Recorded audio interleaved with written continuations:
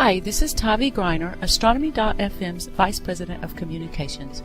If you enjoy our programming, please let us know with a donation to Astronomy.FM/donate. We really do rely on your support, and it's true, every little bit counts. AFM. Program complete. Enter when ready.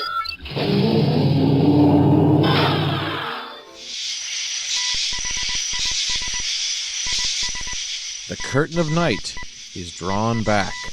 The telescopes are trained. The domes are open. The audience is set. Now, step into the event horizon.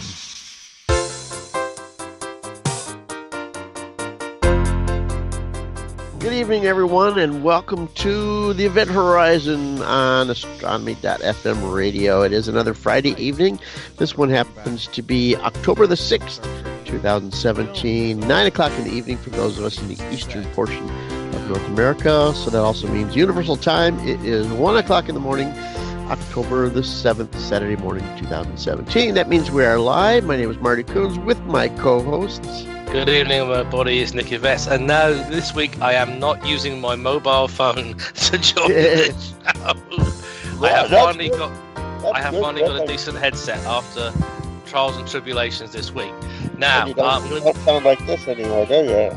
Exactly. Now, I'm going to go straight to a comment. It's some aquifer uses to initiate transwarp sequences. As Mr. Scott said to the doctor, from one surgeon to another, and put the bits for the transwarp drive into his hands.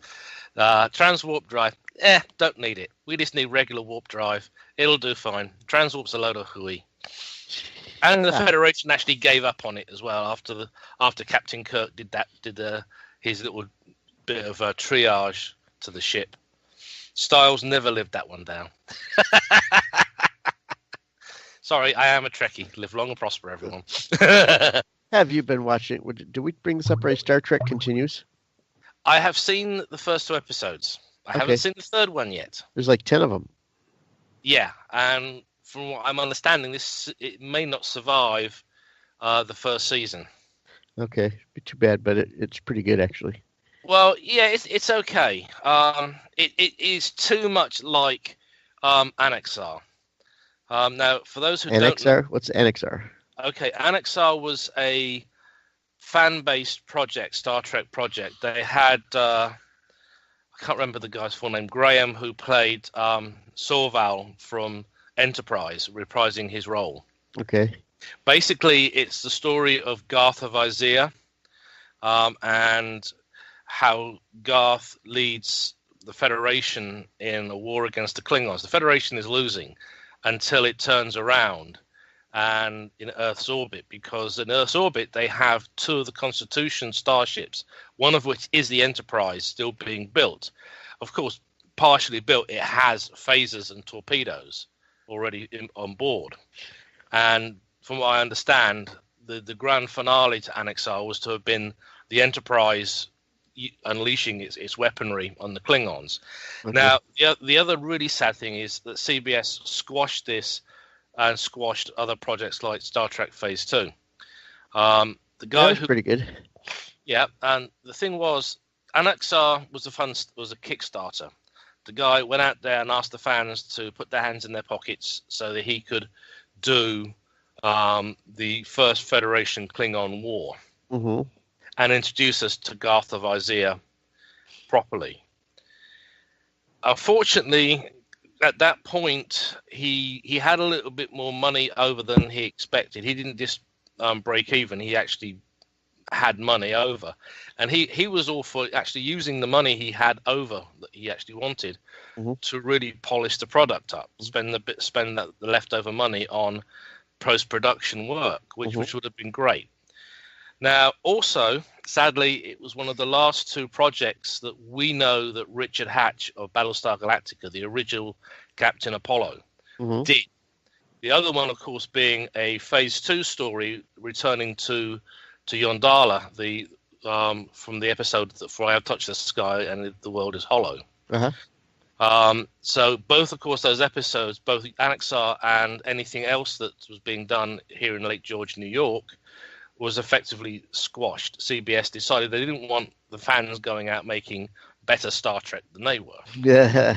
Now, Star Trek continues, apparently has found some way to keep making full-length episodes. Kim Stinger, who we all met in one of the movies, one of the, I can't remember, who the heck was it? J.J. Abrams movie. She was one of the original Uhuras for Abrams. There's a regular member of the cast playing Uhura for the Vic Nagorma product out of Georgia, Atlanta, Georgia. Now, somehow he's obviously found a way to get around the CBS injunction, and I hope he continues. Yes, indeed. But the thing is, Discovery. Now, this is what really gets me. Discovery came, They were starting to talk about Discovery, and they put Discovery out, started putting out about it about 3 months after they shut down Annexar. And from what I can see so far, and this is just my personal point of view, what they're doing, they're just really making the Annexar story themselves. Now, it was always agreed that none of the Star Trek novels could be used by the fan groups. So some of the really good stories, like Strangers in the Sky, which is about the first Vulcans to land in 20th century Earth, and how Kirk, Spock, and McCoy actually go back in history to pull them out. Mm-hmm. These novels could never be used. That was the gentleman's agreement that was had. Now, like it or not, I always thought that some of the fan stuff was an awful lot better than what we're seeing now. I have continuity issues with Discovery. Why are they wearing the Delta symbol with the Enterprise logo on it? When the fact that did not become Starfleet standard until after the end of the first 5-year mission for the Enterprise, because Starfleet realized that they had something they could not only show United Fleet with, but they could use for publicity purposes and to keep the New Humans, which we hear about briefly in Star Trek The Motion Picture, happy that Starfleet is not out there purely as a fighting force. They are actually out there to explore and be diplomats and make first contact. So, as I say, that to me kind of blew it. It's supposed to be 10 years before Kirk and Spock, but yet they were wearing uniforms very similar to those in Enterprise. Mm-hmm. They have phase cannons, again, something from Enterprise. But in a lot of the accepted stories, which were canon, and certainly mentioned in Annexar, they had phasers. They had photon torpedoes. And they were very happy about regular transports. They didn't have lateral transporters for intership beaming. Even in Kirk's day, up until I believe the Enterprise A, and certainly the Enterprise D, intership beaming was considered totally and utterly dangerous, because they just could not fine tune where you were going to materialize with the transporters because it was so close. So it kind of blew a lot of what is supposed to be established canon completely out of water. But you know what? That's CBS. They don't care. So as I say, yeah, I'm watching it. I'm going to give it a chance. I already had this argument on my Facebook page with one of my friends in the UK. But we'll see what happens. Yes, I liked the captain of the very first starship to re-encounter the Klingons. They were flying starships very reminiscent of the NX-01 and 02. They kind of look very like clunky armored ships. Not the starships we were kind of getting used to. Even in the very first Abrams film, they looked like recognizable Federation starships. They didn't have bulky rectangular nacelles. They didn't look like they were basically built on a saucer section with a triangular engineering hull and very weird looking nacelles. To be honest, the ship Discovery of the title looks too much like one of the designs that Roddenberry actually chucked out. And one of my friends did actually point out, yeah, well, Roddenberry was responsible for TNG seasons 1 and 2. Yeah, he was. He was also responsible for other things, including Andromeda. Andromeda was really a completely different kettle of fish. Definitely. Even a very different ethos and ideas for starship designs, AIs who were self-aware and very capable of taking command of the whole ship if the crew was incapacitated. Something which reputedly in Kirk's time, particularly after the M5 incident, AIs like that were not allowed. They were not trusted. They were not permitted. I don't think Romy would have been very well taken to in Kirk's universe. To be honest, I don't blame them after the M5. Yeah, okay, I know, Aqua, we're going in science fiction, Orville. but yes, and there's the Orville. Actually, I like the Orville. I do too. It's almost a combination of Andromeda and Star Trek, really. There you go. But anyway, we're getting told off by the chat room because we're talking science fiction. But science fiction, it becomes science fact, and everybody is probably looking forward to Blade Runner Part 2 on Monday. So okay, tell you what, let's go to the moon. Let's go to the moon. Now, I have permission from Andrew Plank, who wrote the book What's Hot on the Moon Tonight, to use his book on the show and to use his stuff. So, hey, guess what? So, for the week of October 2nd to 8th, takes us from day 12 to day 18 of the lunar month, spanning the full moon. So the highlights are going to be Mons Rumker, spelled Rumker. It was visible on Monday night. Now, it can only be seen in the early hours back on 5/22 of 17, but with a favorable libration, because this actual feature is very close to the moon's limb to see clearly. So it's called Hans Gruber, did you say? No, Rumker. Rumker. Mons Rumker. Now, who's Hans Gruber then? I think he was somebody in some TV series, wasn't he? Hans Gruber. Hello. I think he's a bad guy in Die Hard or something. Yeah. I'm gonna. Yeah, let's say that. Anyway. So anyway, with a favourable libration, this feature, which is the case last Monday, is very easy to see. Despite its name, it's not really a mountain. It's an extensive complex of lunar domes. So I'll put the link into chat room for you to have a look at. Now, I actually own a copy of What's Hot on the Moon, and I actually like this book. I like it a lot because it goes through what is available, what you can see, and it's actually referencing. Not only does it reference Rukul, it references the very easy to get sky and telescope filled map of the moon, as does this link. So as an avid lunar observer and imager, I actually did some imaging earlier before I came on the show in a place I could mention, but I won't. But the thing is, this is an interesting little complex of domes, and these are domes with surface pits. Domes with pits? Domes with surface pits.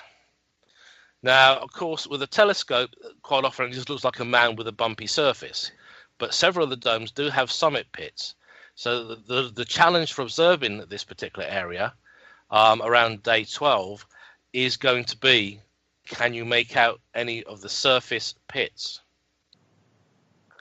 Now, of course, additional of interest this week is for October 2nd to 8th, is Mars and Venus were in conjunction on Thursday morning.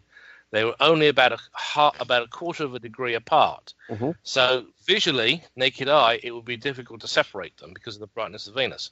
So with binoculars or a low-power telescope, it should be very, very easy. It was all cloudy here, I think. Yeah, it's been cloudy here all day. It rained. Yep. I've got a quarter of an inch of rain in my rain gauge. Mm-hmm.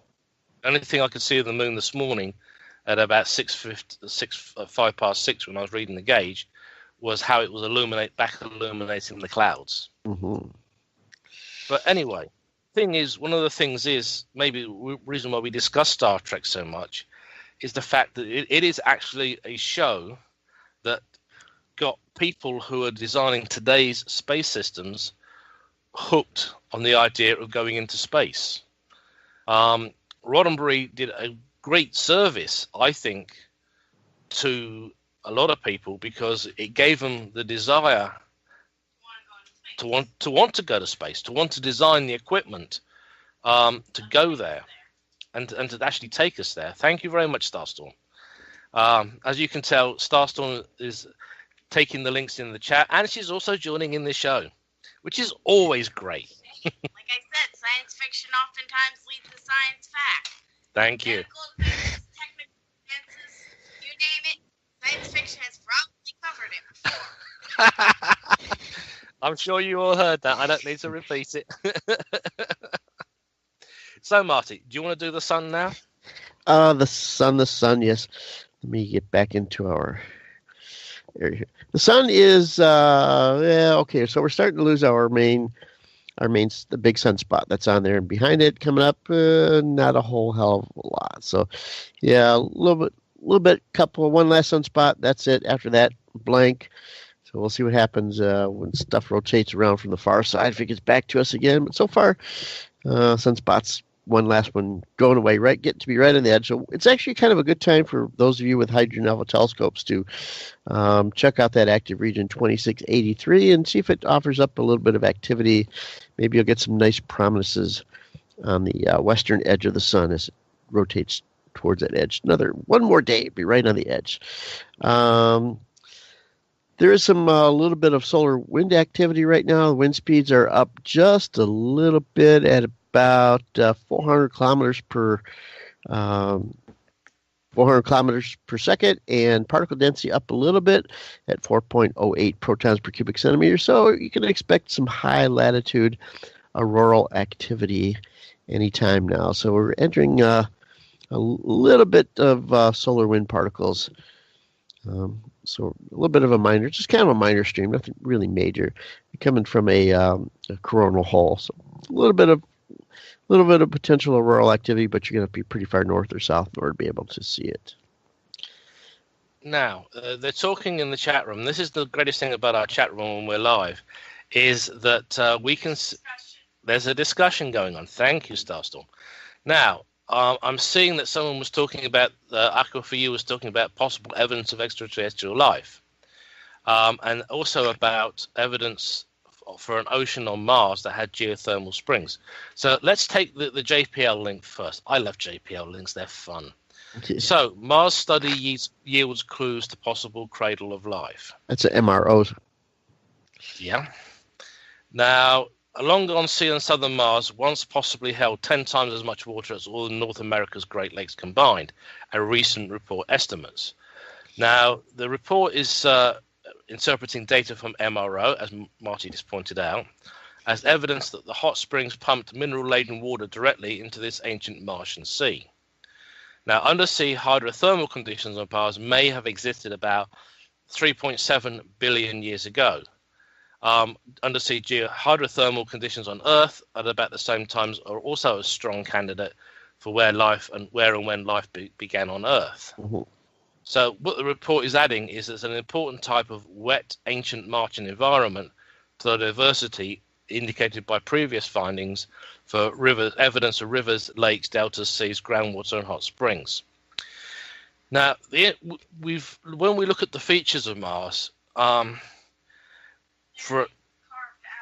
yes, there is carved out features of obvious evidence that there was once running water. And of course, the other thing is, for a long time, particularly with Schiaparelli's and Canals, because he was interpreting what may have been, I suppose you could say, cloud conditions on Mars as canals or vegetation. Obviously, now in the modern era, we know that there is no hope of actually finding open running water on Mars. However, so we think, and we're pretty sure that in ancient times this may have happened. But the problem with Mars is its core is pretty much dead. There is no magnetic field, so the solar wind has leached away the atmosphere. And without a reasonable atmosphere, you can't have liquid water. Now, whether or not there's water in the deep in the crust, it is obviously open to conjecture. To do that, we certainly need to drill deeper than we currently have. And maybe the next 3 generations of Martian probes, aided and abetted by humans on the surface, will look to see if that actually still exists. So who knows? We may find an aquifer on Mars yet, but I'm not putting money on it, and I don't think the bookies will give you decent odds either. Mm-hmm. Also been some evidence for some hydrogen gas around the equatorial region of Mars too recently, which is again another indicator of potential water under its surface. And there's certainly been indications of methane.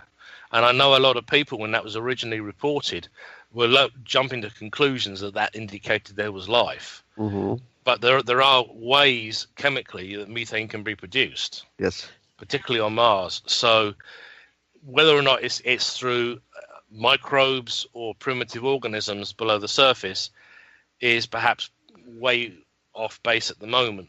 But I think really the only way we're really going to know about this is to go to Mars, to have a scientific colony, certainly at first, before we even think about the regular ideas of colonizing Mars. Mm-hmm. Now, obviously, Kim Robinson had some really wrote 3 terrific books about the colonization and terraforming of Mars.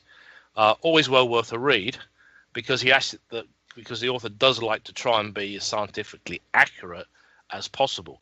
Good science fiction relies on good science for a basis. Let's make that clear. Without it becomes science fantasy. And I think the thing is, we had Asimov, we had Heinlein, and we had Arthur C. Clarke, who wrote very scientifically.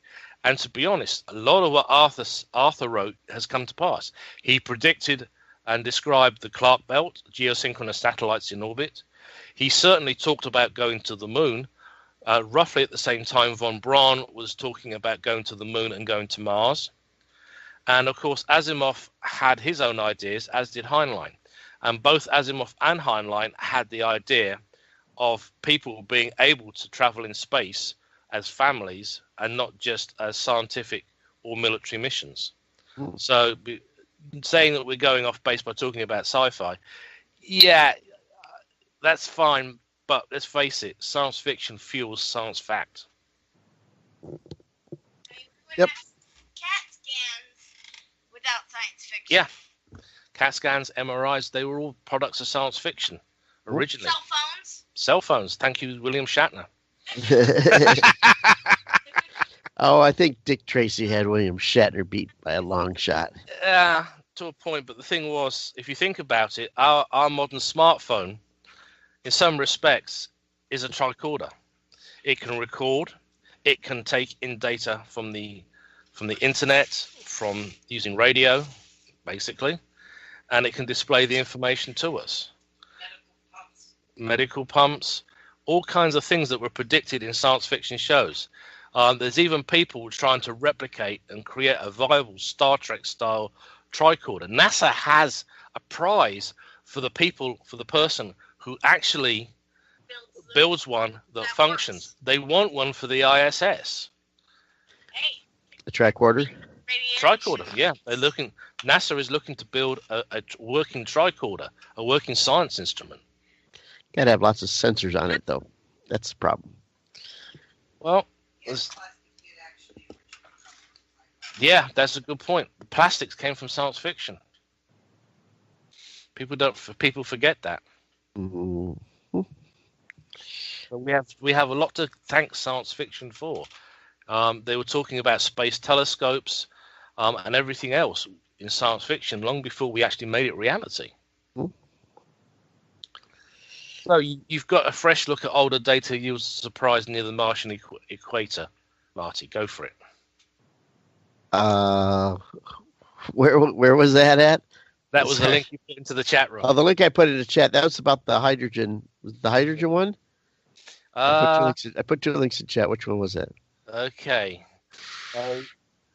Let's look at older data. Oh yeah, let's look at. Got it. Here it comes. Yeah, what they're able to do is using the Mars orbiter.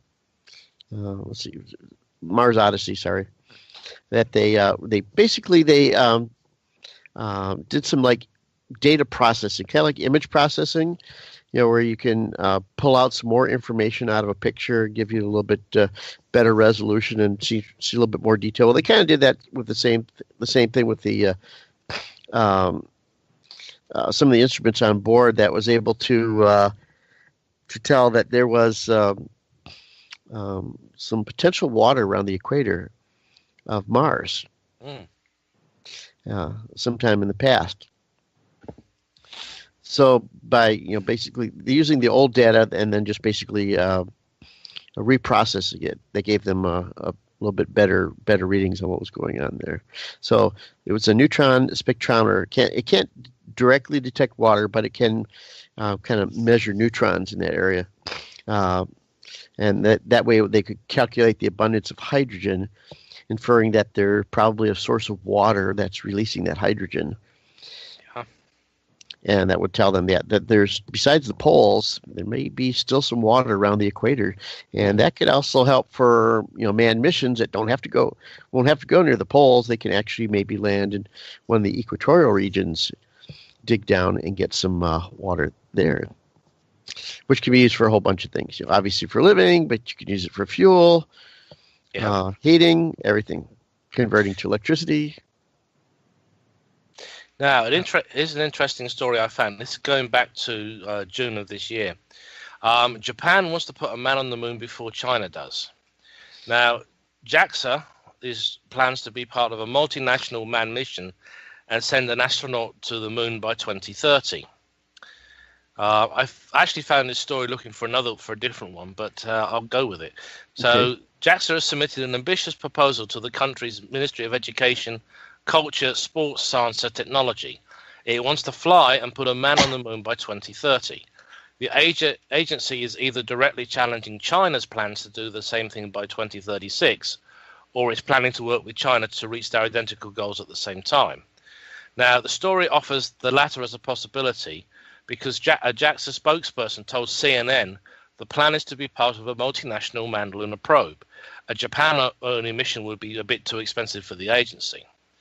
Now, that unnamed multinational mission would apparently start preparations by 2025.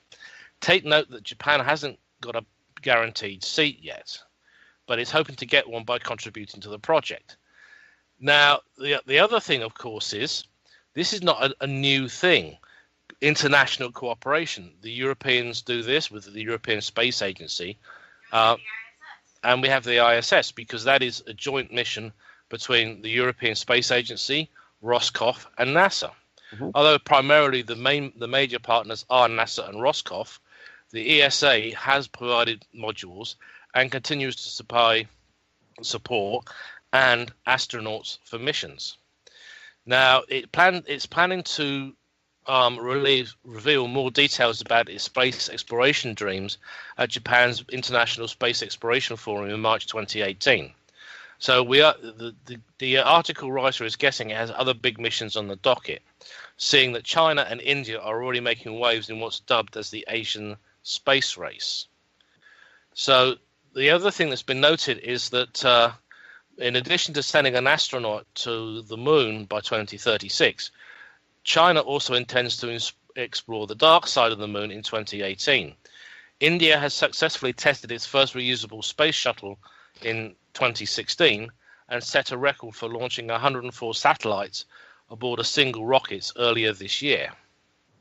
So, as I say, there is... People have their priorities in the right place. Thank you, Starstorm. Nice to see you're on the same ticket. But it is interesting to see that the space race, particularly in Asia, is hotting up. So who knows? Maybe this will be a chance to talk about maybe partnering with ESA and with NASA too, mm-hmm. because the whole point of a multinational mission is no one country has to worry about a huge cost, and particularly to how much of its GDP is going to have to submit to this. Yes, I know that we made a commitment to go to the moon within the decade back in the 60s. A lot of that was Cold War bravado and the need to do something more than just put a man in orbit like the Russians did, or the first satellite. However, having said that, we've stagnated in the West. We're only going to low Earth orbit. Orion is about 2 years behind schedule, and let's face it, Glenn, we didn't have when it was announced by JFK, we didn't have the technology. We had to really bootstrap the space program fast. We actually started taking missiles as our launchers initially. So ICBMs. We were using ICBMs to put people in orbit. Mercury and Gemini were certainly using missiles at first, which were designed to lob nuclear weapons. Mercury is a redstone, I believe. Yeah, but they were still designed primarily for offensive use. Yes. They were designed to launch a warhead, either nuclear or conventional, at an enemy. Mm-hmm. And they turned it to a peaceful use, which was the greatest thing. But we actually it took an awful lot of hard work to go from... The movie Hidden Figures. And it took an awful lot of people who were the unsung heroes of the space program to get there. A lot of people worked on it, and it also took a lot of other industries to actually provide the equipment. We turned people who were making bras into making gloves for spacesuits because they knew how to stitch fabric without breaking through the fabric and damaging it and making it porous to the atmosphere that had to be kept inside the glove. We literally turned the whole economy, in some respects, to this project. Yes, okay, the economy boomed. I've said this before. That is probably the greatest thing about having a vibrant, let's go do this space program, is that your economy takes off. It gets a boost. The returns, well, we had quite a few returns. We had computers. Our personal computers were a spin-off of the space program. NASA went to Intel and said we needed a computer that was small and light, that could be put on a very light spacecraft, and that would compute orbits and, if necessary, run a program to do everything automatically. That brought us our original Intel processors. That spawned the home computer business. That's why we have PCs today, because of the space program. And now we don't have to look at a clock to see what time it is. No, we don't. And it just happens to be halfway through our program. It is now 9:32 in the evening for those of us here in the eastern portion of North America. And, of course, I want to remind you, you are listening to the Event Horizon here on Astronomy.FM radio. Halfway through our program, don't forget, we're going to keep going for another half hour. And then after that, we'll repeat this program along with other programs for every 4 hours for the next 24 hours. So if you missed us in the live portion, you'll get us on the repeat. And always go to the website, the Astronomy.FM website, so you can get the links that are going into chat. That's right. So we talk about something that is part of an article from NASA or something like that. You can go to that link.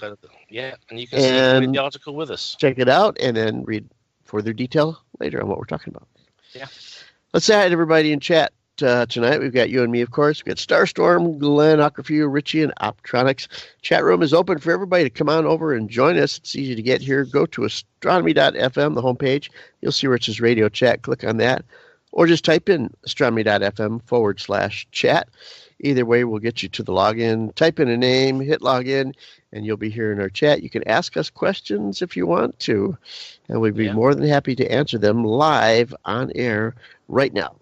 Of course, it does work best during the live portion. Sometimes sometimes people do come in during the repeat programs, and once in a while I'll see somebody and I thought, oh, I wish I was there to answer their question for them. So, if you have a question for us during the live portion is best, but come on to the chat room anytime. It's open 24/7, and so sometimes multiple people will be in here and ask them questions, or if you get your question in the chat room, we'll try to wait till we're live and then answer your question again if we can. And of course, one of the things that I always that made me smile. Okay, who has watched From the Earth to the Moon? From the Earth to the Moon? Yes. What about it? Who has watched it? How many people have watched it? Oh, who has watched it? I think so, but it's been a long time. Well, one of the very first episode was called Red Moon, and one of the statements attributed to James Webb was, "Anybody want my job? We're going to the moon." He had just heard the president's speech. He was the head of NASA at that point. And it was like, okay, so now we are going to have to go to the moon. We have a decade to do this. Does anybody want my job? Mm-hmm. But he did it. He pulled it off. And I think that's perhaps something we really miss is we no longer have a James Webb. The likes of Chris Kraft are no longer with NASA. Chris Kraft was the guy who kept it all together in main mission. He was the guy who led a lot of the brainstorming sessions. Okay, so to do this, these are the steps we have to do. We have to launch a guy to orbit. We have to rendezvous in orbit. Then we have to go to the moon and come back. Then we have, and he laid out all the steps. Him, people like Gene Kantz and everybody else, who held the unseen jobs, the background jobs. Everybody saw the astronauts. They saw the astronauts boarding the rockets. They saw the pictures from liftoff, from orbit, from the moon, and when they came back. Very rarely did you actually get to identify the backroom guys and girls who were there, who made the missions happen. There was a saying, failure is not an option. And that even after the horrific fire of Apollo 1, they were more determined than ever to get to the moon, to land a man on the moon and bring him home safe. And to do it repeatedly. The more times you did it, the better you got. You could make improvements to the equipment.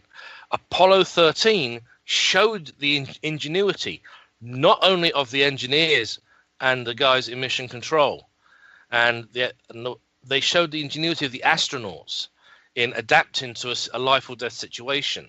They proved that even that far from home, you could find a MacGyver.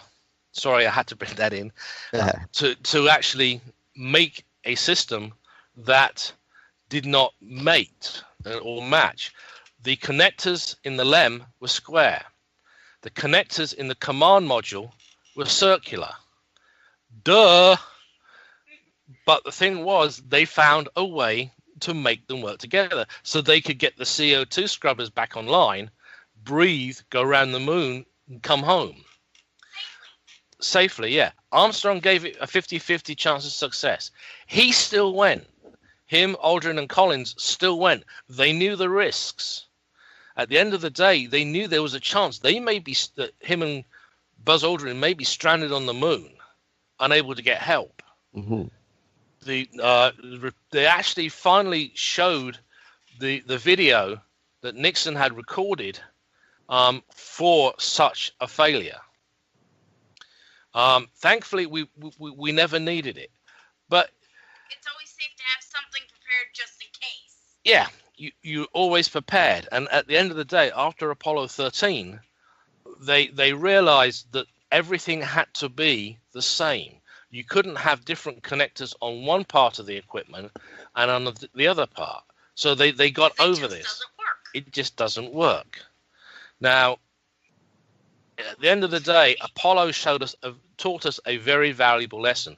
We learned an even more valuable lesson with the space shuttle. I need to call it the flying brick. Sorry, it is a flying brick. It's only on the way down. But the thing is, at the end of the day, Challenger happened because we got complacent. We got used to launching a spacecraft twice a month. Mm-hmm. The people refurbing the boosters, refurbing the spacecraft, all got used to, oh yeah, we're not going to have any problems, we're NASA, or we're not going to have any problems because we're the guys that built this kit.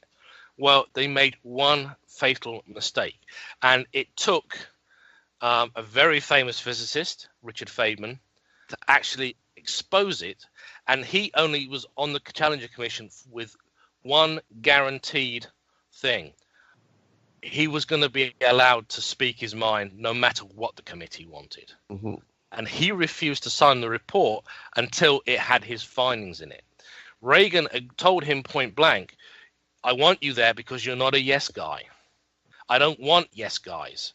I want someone who's going to stand up and be honest and tell us the truth. The people have the right to know the truth, why we lost the Challenger.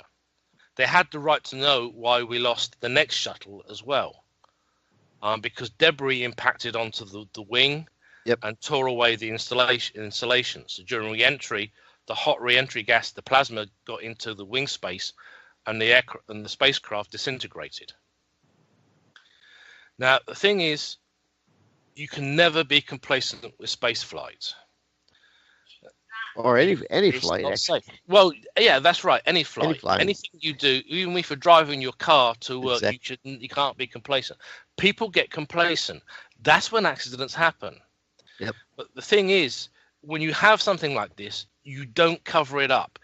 And the greatest thing about, especially since it happened, it pretty much happened on live television. yes, it happened live television. People Now, saw it. people saw most of it. If you were on a internal feed from NASA, you saw the whole thing. As I remember, they actually cut the public feed, when they realized something was going badly wrong. But the company I was working for had a feed set up for me by one of my friends in a US space contract company, so that I could watch the whole launch and actually keep watching the stuff after the public stuff finishes. So I unfortunately got to see the whole thing. And I, for one, am really, really glad that Reagan put Richard Feynman on the committee, because he made them admit to the mistake, and he proved with an actual experiment there in front of everybody what happens. He took one of the rubber O-rings that was used on the boosters, he put it into dry ice. He showed what happens to these things when they are severely chilled and how compromised they are. It changed a whole lot of things. Whole new safety procedures came in, and a whole new series of checks. The whole quality control program on the SRBs was changed because of this one simple science experiment that you could do on your own, that you could do at home if you really wanted to. I don't recommend doing it at home, because handling liquid nitrogen is that you really need to know what you're doing. Yes. I've used it quite a bit at the museum. Yeah, but you know what you're doing, Marty. I know, but I know what I'm doing. Yes. If you're handling liquid nitrogen, it is so cold. If it gets on your hand, you can lose your hand. It will. Actually, you could splash it on your hand and it won't You can freeze splash it, yes, but if you get it completely you could stick your hand in it for like 0.2 of a second and pull it out, and it won't freeze you. Yes, I've we done have that actually. Links to ESA, to SpaceX, and NASA TV, courtesy of Starstorm. Thank you. And they're all good channels to go watch, because they always have some really good shows. Just don't want to leave your hand in the liquid nitrogen, but you can dip it in real quick and pull it out, and just fine. You got very, very quick, Marty, as we both know. I've actually been in doing experiments for students at a college, and I used to be a lab tech, and we actually had one of the liquid nitrogen containers compromised. And you can probably gather we all jumped up as high as we got onto desks and stuff as quick as we could, because that stuff was flowing everywhere. Yep. When it's gaseous, it's not too bad. It's just cold. Yep. But the actual liquid material can actually make your hand go so brittle that you got to grab it and it shatters. If you leave it in there, yes. If you leave it in there. And you don't want your feet frozen either by that stuff. That's true. The ultimate in frostbite. Yep. That's right. So the bottom line is we don't go to Pluto just yet. Until we have nice thermal suits like Dan Dare has. Yes. And until we have the Anastasia. There you go. There's someone who's totally optimistic that we're going to have regular space exploration. Mm-hmm. And I didn't bribe her to say that either. Got a space rock flying by next week, October 12th. Not real big, about 50 feet in diameter, but it's actually going to be pretty close at about 24,000 miles away from the Earth. So right around that geosynchronous satellite distance. The rock is designated 2012 TC4. I didn't get the orbital data on it, so I can't tell if it's going to be visible, if it's going to pass on the nighttime side. But I know it's actually going to be pretty close. And at 50 feet in diameter, if it's in the right conditions, if it's in the nighttime side, but not in the Earth's shadow, in the sunlight, it should be visible through an amateur-sized telescope when it flies by. Where in the world? I don't know. I didn't look up the actual data for it, but it is possible some amateur could be able to see this one if it's located just right. Check it out. 2012 TC4.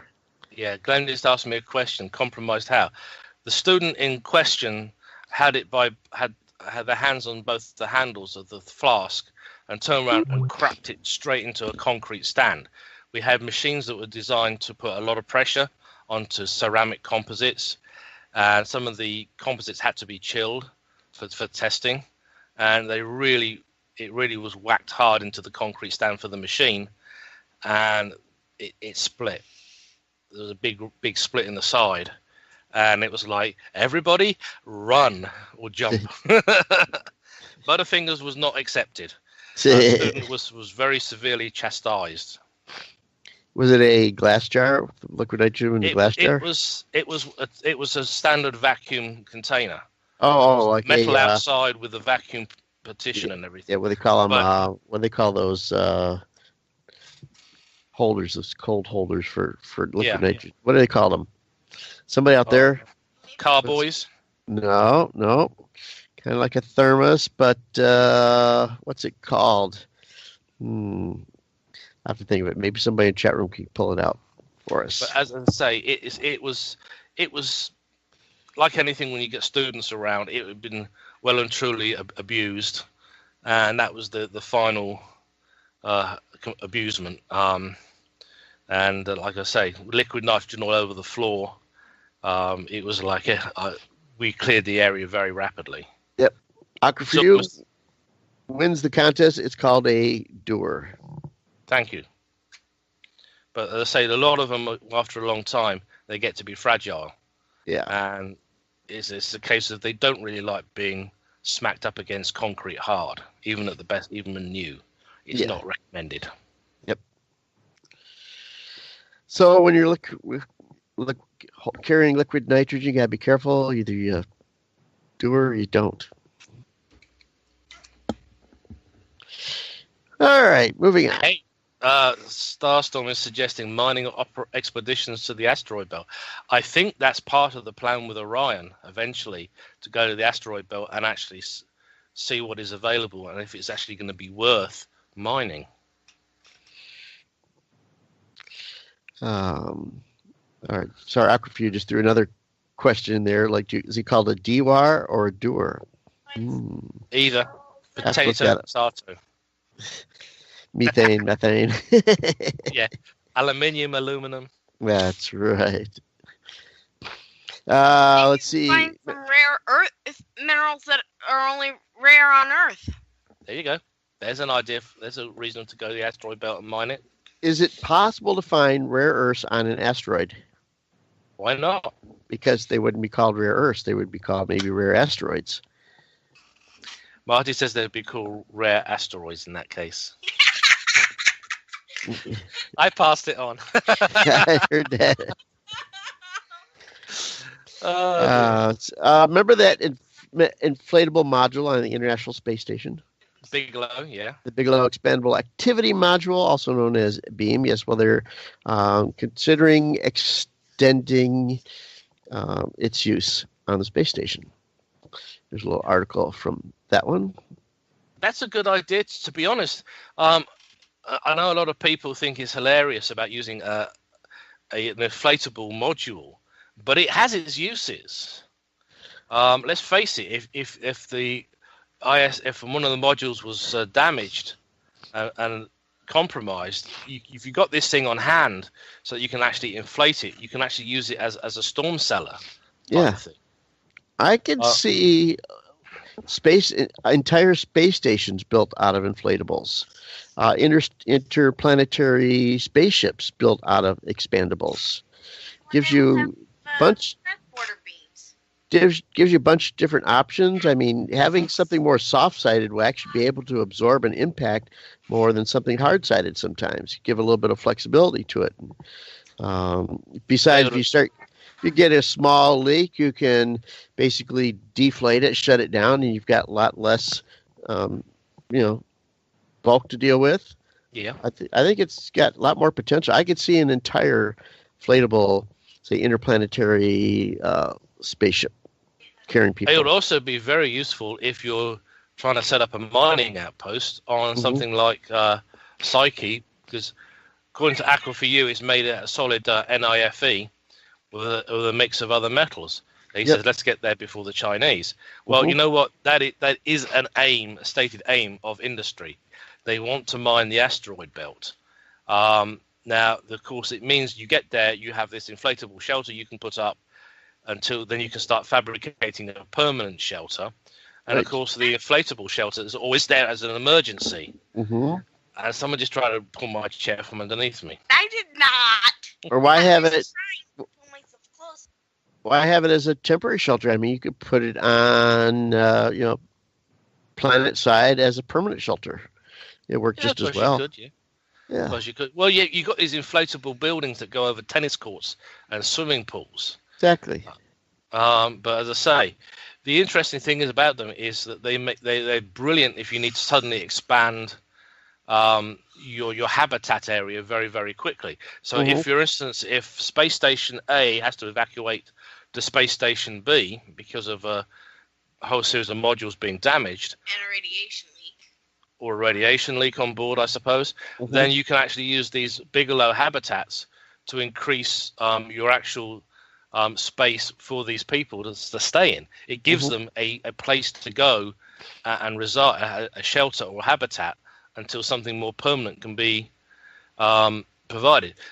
The Bigelow habitats you actually have to take with you, Glenn, because I think when the last one that went up was, I can't remember if it was on one of the last shuttle missions or one of the resupply missions.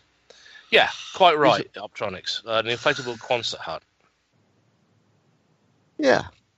So I think it's got a lot more potential than a solid one. For instance, it would be easier to transport something down to a surface, deflate it, take up less space, transport it down, and then inflate it, as opposed to a hard module. If you're going through some sort of atmosphere, obviously it's going to cause some atmospheric drag, potentially, potentially melt if you try to bring it down whole. But a deflatable one, squeeze it down, fit it into a lander, and then inflate it, and you've got a whole lot more room on the surface than you would have with a solid one. Now, Aqua4U is talking about beam experiments. Okay, so the beam experiment is the inflatable. Yeah, the beam because I'm seeing here the beam experiment was launched in 1989 aboard a rocket. The Bear is linear accelerator was successfully launched and operated in space. The flight demonstrated that a neutral hydrogen beam could be successfully propagated in a exo-atmospheric environment. Okay, different type of beam. Yeah, this is a completely different thing. Yes. So the Bigelow Expandable Activities Module is beam. That was brought up. Was it 2 years now, something like that? Yeah. On the International Space Station. That's the one that came up that when I put beam experiment in, something from CERN. The guys who like to make mini black holes which go poof in 42 minutes. The meaning of life, the universe, and everything. Spacewalking time this month. In fact, there was a spacewalk today, I do believe. They were fixing the fixing the Canadian arm. And there's more spacewalks coming up on October the 10th. Let's see, starting at 6:30 in the morning Eastern time for North America, and also Wednesday, that's Tuesday, October 10th, also Wednesday, October the 18th, again, 6:30 in the morning. So go to the NASA website, and you can actually watch the spacewalks on NASA TV. Juno's still out there, even though sort of Jupiter's not really out there, too close to the sun for us to get any views of Jupiter. But they had there's a new picture from the Juno mission with Jupiter, Io, and Europa, taken from the last one, passed at the beginning of September, I think it was. Marty, you have a question in chat. All right, let me go to chat here and see what my question is. Do you think that we'll reach a new level of building technology with any mining expedition to the asteroid belt? Reach a new level of building technology. I don't know. Obviously, we're gonna, if we do some asteroid mining, it'll start with existing technology and then be modified to do some mining in an asteroid. Hey, an inflatable shelter, put that on an asteroid and then start mining from the inside of it. Stuff like that would be interesting. That would certainly work.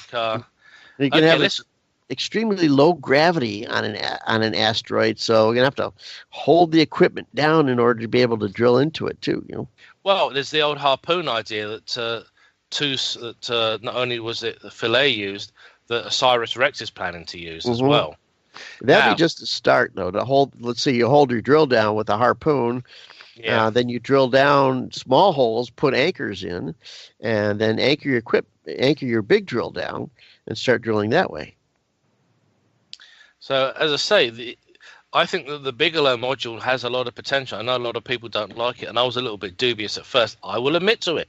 But having said that, we just don't know, and so far, the experiments using it on board the ISS have been very, very interesting, and they have proved the how useful it really is. So I think Bigelow's onto a good idea. Obviously, it also gives them, it also makes space tourism perhaps a little bit easier, because you don't have to have dedicated modules on board pre-existing space stations. Yep. You can actually you can create one of these habitats as a hotel in space. I'm thinking, what if you build like a geodome, 3D, a buckyball framework, and then attach the Bigelow modules to each of the triangles? It's possible. It would be easy to do. Inflate them, deflate them, attach them, detach them. Well, if you can inflate the modules, literally, depending on what the occupancy was requiring. If you had a large number of space tourists arriving, you open up 3 or 4 of these habitats for them to use. It means that they haven't got to worry about who loses out on their quarters on the ISS, etc. Exactly. But I tend to think by the time we actually get people going to high Earth orbit or low Earth orbit for holidays, there will be dedicated platforms for them. They won't be going to the ISS. The likes of the ISS will be for scientific research. They will go to I suspect, a dedicated space hotel.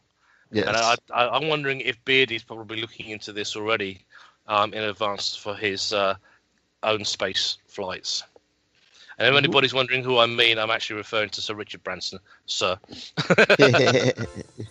His nickname's Beardy, apparently. Space planes will be the first thing, that's for sure. Go up in a space plane. Shorter trips. Okay. Let me find my tricorder. I've got my phaser. That's good. All right, almost ready for the call here. Hang on. All right, So everybody, it's time for us to head on out of here. Really appreciate you all listening in. Don't forget, we're going to repeat this program every 4 hours for the next 24 hours, in case you missed it. Thanks, everybody in chat room. Appreciate you all being here tonight. Thanks for all listening in. I think it's about time to call the ship. Captain Suffolk, away team ready to beam up. 3 ready to come home. Energize. Thanks, everybody. Appreciate you all listening in, and we'll be back next Friday. How's that? Good night. Good night. Good night, everybody.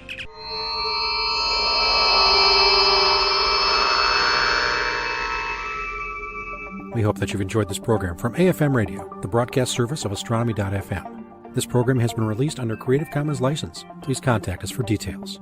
You may find more of our AFM original programs on our website. It's really easy to find us. We are Astronomy.FM. You may also find us in the iTunes radio listings near the top of the News Talk section, and also as an iTunes podcast selection. We'd love to hear your comments. Please email us at radio@astronomy.fm. Thanks so much for being part of the voice of astronomy around the world and across the known universe. This is Astronomy.FM Radio. Hi, this is Tavi Greiner, Astronomy.FM's Vice President of Communications. If you enjoy our programming, please let us know with a donation to Astronomy.FM/donate. We really do rely on your support, and it's true. Every little bit counts. AFM. There I was, doing my thing, and all of a sudden, wham! Astronomy right between the eyes.